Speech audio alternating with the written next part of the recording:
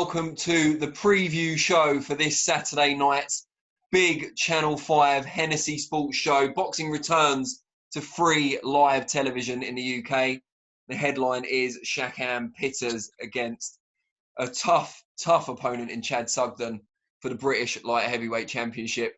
And we've got an all-star cast to analyse the show in not just myself and SecondsOut colleague Joe Leigh, but manager, trainer, matchmaker, bit of everything, Midlands guru, Jon Pegg. Here he is, in a pub garden, of all places. Good, man. Yeah, all good. And Dec Spelman, top light heavyweight contender in his own right, former English champion, and recently someone who's actually got experience of boxing behind closed doors. Maybe not an experience he'll want to relive in too much detail on this show, but we shall see. Dec, thanks for joining us. Yeah, mate. Nice. Thanks for having me. Thank you. Now, guys, let's start with the actual show itself, not just the fights, but coming back after the pandemic, boxing returning to free TV, behind closed doors. How important is this that boxing's back, it's relevant again, and people are going to get to watch it? Dec, do you want to go first or shall I? Yeah, you go first, mate. Go first. I think it's really important that we see boxing back, and it will show how the rules are going to work for us to be able to get the smaller shows on, which are equally as important, because the big shows are eventually going to need those guys that are getting the wins on the smaller shows. So the fact that the big shows are on shows that there's a way to do it, and then it will show the ways where we can slightly tweak the rules to get the smaller shows back on. And it's important to see good fights because people have been starved of it, so we don't want to give them the wrong fights. So, you know, the way they've done it has been good so far, and it's important to keep doing it, to be fair. And Dec, what do you think? And also tell us a little bit about boxing behind closed doors and how it's strange, I suppose, for the boxers themselves. What was your experience like? Yeah, I mean, obviously, firstly, it's great. Another channel, you know, another night of boxing. You know, and it's getting back to normal as such as watching it on the TV, you know, goes. And boxing behind closed doors for me, the whole week was a bit surreal. Not really as such boxing in the ring with nobody there, because I don't know about other fighters, but for me, I switch off anyway. I'm very much in the zone. So, although I have a big crowd wherever I go, a lot of the times, and I've heard a lot of fighters say, you can't really hear them as such when you're in there. You know what I mean? You kind of zone out. You're in there to do a job, and nothing changes like that. It definitely didn't for me anyway. The strangeness of it was fight week. You know, in your room. I mean, I don't know what the crack is with the Hennessy show or what, but if it's like the other ones, you're in your room. You obviously get your test when you go down there, and it's the whole experience beforehand, and that's for me what were very different. What were very different from anything else. Going, you know, you isolated boxers before you get in the ring, and you move to one room, then the next one, and then you've got designated squares before you come out, and that was all different. And I think that was the biggest change for me. And Joe, you're going to be there covering Fight Week for SecondsOut, for Boxing Unlocked, this partnership we have now with Hennessy Sports. How are you anticipating it being? Because even as a journalist, it's going to be a very strange alien situation for you. Yeah, for real. I think certainly the fact that it's behind closed doors, something that we've haven't experienced before, but sort of mimicking what Jon said, I think for the younger fighters especially, it's good to get them out there. And the fact that they're going to be on terrestrial TV is more important because they're getting that exposure that they need at the start of their careers. And also the domestic fights that they all are also going to boost their careers, because the local rivalries, you got Casey Benjamin, Conor Walker, they're all just exciting, man. Exciting for the sport. Yeah, I don't envy you going into quarantine or having the swab test, but I certainly envy you having a great view for the main event, which has all the ingredients to be a cracker. Dec, you fought Shakan Pitters both in a short format and a longer title fight. What does he bring to the table? Sparred a lot of rounds with him as well. Sparred a lot of rounds as well, Danny Dec, as with Shaq.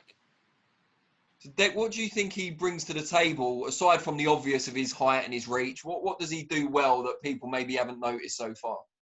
He's just got a good boxing brain in general. Do you know what I mean? I think you can see that. His ring craft's very good. His footwork's very good. He uses what he's got and his abilities very well. And I think that alone, you know, I told this myself, is going to give anybody problems at any level because he's a freak for the weight. He knows that. You know what I mean? He's got arms the size of my old body. You know what I mean? And he uses them very well. And you know, there's plenty of fighters what have got the attributes what he's got, the long arms and the footwork, but they can't seem to put it together. And you see it quite a lot. And I think he's just got it. Something just clicks with him. And I think he's very good at using what he's got. And I think that could be the difference once again on the weekend. And John, you know boxing inside out. What does Chad need to do to have success in this fight? How does he overcome the physical disadvantages that he has? Do you know what? I honestly believe that Chad would have to have the fight of his life to it. He's got to get close. He's got to rough him up. He's got to get on top of him. But I'll be honest, I think Chad, after this fight, will do really well at super middle. Because, you know, there's not many stronger and tougher light heavies than the man who's on the call with us now. You know, there might be some better boxers at his weight, but there's not many men who are as tough and as strong as him. And he knows what he's doing. He's a former champ.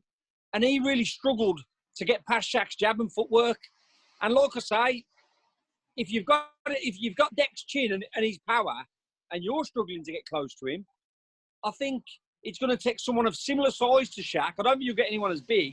It's going to take someone of similar size and to have a real kind of fast kind of boxing style. I think someone who's short and strong, I think it's like mission impossible against someone like Shaq. And like I say, you won't meet many kids stronger and tougher than Dec, and he struggled. And like, you know, and I think he's a bit bigger than Chad, to be honest. I think he's, you know, a bit bigger built, a touch taller. So I think for that kind of style, it's more about Shaq having to do something wrong. If Shaq does what he can do, I don't think a short, strong guy can really... If Shaq's doing his proper job, I don't think a short, strong guy can deal with it. I think you've got to be quite a tall guy and also a bit of a fast mover, a fast stepper. As Dec will tell you, he was ready. He was ready over the short distance and the long distance. And he's a very, very strong man who can punch. But Shaq's style... He's literally like the worst kind of style for someone like Dec. Would you agree with that, Dec? Yeah. I mean, the thing what Chad's got coming into this is he's got a kickboxing background, so he's very unorthodox in what he throws, and that could be a bit of an issue. But you said, if Shaq does what he should do and what he has done and what people have seen him do, there shouldn't be an issue. I don't think so. And he's looking good. And the 10 rounds he had with you, Dec, and the many rounds of sparring he's had since have proper put him in good stead. You know what I mean? You know, I know you was using Shaq for your sparring, but it was doing him just as much good as you was getting out of him. It was top sparring. And like the 10 rounds he had with you, you wouldn't want, like, if we could have said beforehand, oh, well, we can stop Dec Spelman in two rounds, or get that kind of 10 rounds where he got stung and he got his chin checked. Yeah. I know it sounds crazy, but we would have took the second option. Yeah, you said that to me after the fight, didn't you? Yeah. Honestly, Dec answered every question I was wondering myself about Shaq. I thought, you know, he's a tall, like, slimish guy. Can he take a big shot? Dec caught him with a beauty that would have put a lot of guys out. And he shook it off, lost the round, but then come back to win the next round. And Dec set a really hard pace over 10 in York Hall, which is hot. And he answered that question. So I think the Shaq that's going into this fight has got all the awkwardness and the attributes, and he's also got the confidence of doing 10 rounds with a man like him. And I don't think people are quite realising how much that's going to boost Shaq, and then doing the rounds since and learning even more. You know, these two, they just bring each other on. I got a feeling they'll both keep sparring with each other till the end of the careers, because it's a great spar. It's tough for both of them. But you can see each time one of them comes back, they've both learned stuff. And then the other one has to do different things. So I honestly think if Shaq performs how he can, I don't see how he can be beat at, like, with what Chad's got. I really think Chad will win titles at super middleweight. I think he'll have lots of advantages at super middle, and I honestly believe Chad will probably win a British after this at super middleweight. But at light heavy, I just don't think he's big enough to beat Shaq. And also on the show, we've got a cracking Midlands area title fight at welterweight between Casey Benjamin, who held the title previously, and Conor Walker, unbeaten, of course. Yep. It's a special fight, and John, you've matched both of them in their careers. Who do you give the edge to, if any, and what sort of spectacle do you think it will be? I think it'll be a cracking fight because Casey's kind of a hard, even though his record doesn't say it because he's been matched quite well, he's a hard punching counter puncher. Yeah. And Conor Walker is a very strong, come forward, have a battle type of kid. Yeah. At this stage, I honestly give the edge to Shaq because Shaq has boxed 4 unbeaten kids and had 3 10-rounders in his last. Casey. Yeah, because Shaq. Casey has had 4 10-rounders, 4 10-rounders against Danny Ball, Shaquille Day, Levi Ferguson, and Alex Fearon, and 2 of them was away. Yeah. And, winning title fights away against unbeaten kids, I just honestly think that's what, let me get these lights. I just honestly think that's what, will be the difference. Conor's a really good fighter, national champion as an amateur, but Conor's not had that pressure yet. He's not been in the away corner. I think he has boxed an unbeaten kid. I think I matched it, Ohio Kane, and he got a draw over 6 rounds. It was a tricky, tough fight. But Casey went away to Brentwood and beat Shaquille Day, who's 13-0 and a heavy favourite. He stopped Alex Fearon in Derby. He beat Levi Ferguson. He drew with a very good Danny Ball, which was a cracking fight. And I think that's the difference between them at the moment. They're both talented young lads. They're both fit as anything. They're both on form.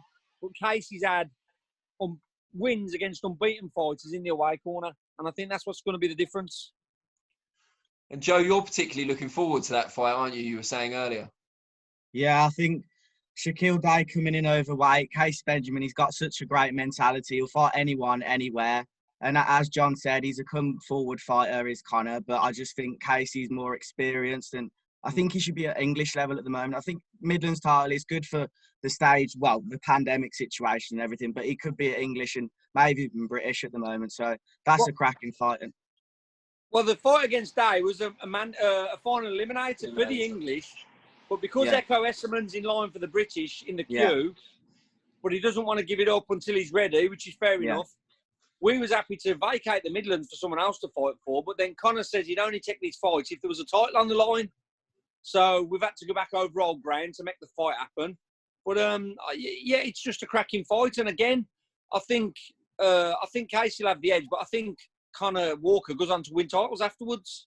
The same as I think about Chad Sugden. And these are the right kind of fights. And that's how I match my lads. I put them in fights like that. So when they step up to bigger fights, they know what's coming. And that's why Casey's been matched against 4 unbeaten guys in his last 5 fights. So when you get there, you don't freeze, you know what I mean? And we'll see on the night. But I think that is going to be the edge. I think Casey's going to have the edge through literally tougher fights, being in the away corner. He's in the home corner for this one. But he's had everything against him that you can have against you, and he's come out on top. And I think that's a big difference for a fighter. And the chief support fighter that we've been longing to see for a lengthy period of time now was going to fight twice in 3 weeks, I think it was, before lockdown. Now it's twice in even less. And that's Isaac Chamberlain at cruiserweight. Dec, just want to get your take on him. Big talent, but hasn't quite broken through yet. Is this the move he needs with Hennessy Sports and Channel 5 behind him? Yeah, I mean, it looks like it, doesn't it? I mean, hopefully, because he's a very, very good talent. Very slick, very sharp from cruiser. Got great experience as well. Obviously, been in the USIC camp and stuff like that, and so, I think he looks very good and he's pleasing to the eye to watch. I like watching him, to be honest. I learn a lot watching him. You know what I mean? I think he's a good fight to watch. I like that style. But yeah, he ain't just. I don't know. He's just. I mean, look when he boxed O'Connell, it was an absolute stinker. It didn't quite gel, and I think that every time I think of it now, I think of that fight. So you know what I mean? We don't want another performance like that. So hopefully, this the weekend should show him what it's all about and what he's actually got in his bag, because he's a very good fighter and very good talent. And John, rounding out the card, we've got Michael Hennessy Jr. and Idris Virgo, both quite early stages of their careers. And Hennessy Jr. obviously with the added pressure of his dad being the promoter of the show as well. Lovely kid as well. What do you make of those two prospects, and why should people go out of their way to watch them? Well, do you know what the crazy thing is with Michael Hennessy Jr.? Well, one, because obviously Mick has got me on board doing the matchmaking now. Don't worry, Dec. When we get them big shows back on in Coventry, I'm planning on getting you on there. I've already thought of a few fights where you could shine. So don't worry, I'll be getting you on. But yeah, when I first got it, I thought, right, promoter's son, I'm going to have to match him really carefully, just kind of on automatic pilot. And Mick Sr. was like, no, we want a proper fight for him. And I was like, fucking hell, this makes a change. And then, this sounds terrible, but you look at Mick Jr. and he looks about 12. You know, he looks so young. So I was trying to match him. And I had to remind myself some of the big wins he'd had in the amateurs, you know, beating the likes of Hamza Shiraz and people like that. And I knew him when he was about 12. He doesn't look much different. And that's the point. So when I'm matching him, I'm looking at him like a little kid. And I have to remind myself how good he is and get him, you know, Mick wants him pushed on. He's game as a badger. So as a matchmaker, it's a real refreshing change. Is he healthy as a trout, John? That's what we want to know. Yeah, honestly, I've been impressed. But Idris Virgo's at a totally different kind of stage. Idris is a bit older than Mick, but in boxing years, he's way younger. Yeah. He's had a handful of amateurs and a few white collars. But Idris, because he's got like this whole reality show thing, people think that adds up into boxing experience. And I'm trying to tell people, being on reality shows does not mean you're ready for 8 or 10 rounders. Trust me on that. So what I've done with Idris, I've matched him in what is, I think, is going to be a good fight. It's a local guy who was also on the white collar scene, and he wanted to fight Idris when he was on the white collar scene. So I think it'll be a good fight. I think it's the right fight for Idris at the moment. I don't want to rush Idris because, like I say, you know, you can count his experience on both hands. It's a totally different scenario. So I think that'll be a good fight because I've matched that, so it fits. And like I say, with Mick Jr., I'm looking forward to pushing him forward because it's really rare when you get a young kid and the dad who's actually involved in boxing wanting proper tough fights. So it makes a change. I'm actually the one holding them two back. I'm actually saying, whoa, we don't want that one just yet. And usually it's the other way around, you know what I mean? Well, John, as the matchmaker, if you weren't predicting good fights, I'd be very worried.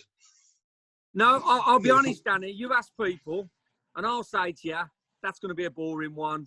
Don't worry about it. And honestly, ask people, that's what I'm like. But this one, because there's 5 fights, I've tried to make each fight, even the ones that are like heavily in one favour, I've still tried to make them entertaining where someone's coming in swinging and having a go. Whereas there's some shows, I think we had a show 2 shows ago at the Villa, and it kind of fell apart at the last minute. And I sat at ringside with a couple of reporters and they went, "What's up with you?" I says, "I'm really..." Sorry, lads. We got you, John. No, we got you. I actually said to a couple of reporters, I says, "I'm really depressed." I says, "This is one of the worst shows I've ever matched." Jeez. And I was right.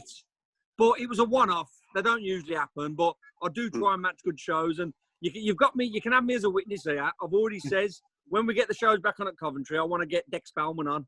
Because if you're a matchmaker, you want excitement, you want someone who'll fight people, and he's one of the men who I've got in mind for when we're matching these shows when they get open again. So you can hold me that to that day. This is what the Boxing Unlocked preview show does. It brings people together. It's what we love to see. No, Dec's my kind of guy. It sounds crazy. The kind of lads that I like training and I work with best, the lads like Dec. So when I was in the corner with Shaq, someone who's a good jabber and mover and a good boxer, I'm usually in the corner of guys like Dec and planning how to get them forward and break ribs. So it was a bit weird for me, but Dec's my kind of guy, so I'll be getting him some good matches on these shows. Thank you. Well, I think I need to thank probably a blushing Dec Spelman now after that avalanche of praise. Very diligent, Jon Pegg. My colleague Joe Leigh, who's bravely going into quarantine in not too long a time. I'm sure it's worth it, though. And for everyone watching, we're all looking forward to it this Saturday night. Hennessy Sports live on Channel 5, and follow all the inside action behind the scenes on Seconds Out. Thanks, guys, and we'll see you all soon.